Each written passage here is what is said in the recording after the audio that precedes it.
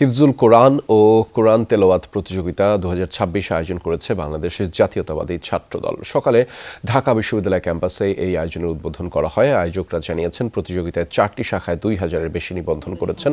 রবি ও সোমবার অডিশন চলবে। আগামী ৪ মার্চ টিএসসিতে ফাইনাল রাউন্ড অনুষ্ঠিত হবে। গ্লিটারের টুইন লেমন ও অ্যান্টিব্যাকটেরিয়াল ফর্মুলা বাসনকে চকচকে জীবাণুমুক্ত করে আমাদের দেয় গ্লিটার গ্যারান্টি। পবিত্র রমজানে কোরআনের আলো ছড়িয়ে দেওয়ার লক্ষ্যে এই আয়োজন করা হয়েছে বলেও জানিয়েছেন তারা। এই সময় ছাত্রদল সভাপতি বলেন, ফ্যাসিবাদের আমলে ছাত্রদলের কর্মীরা ঠিকমতো লেখাপড়াও করতে পারেনি। লড়াই সংগ্রাম শেষে ছাত্রদল এই পর্যায়ে এসেছে।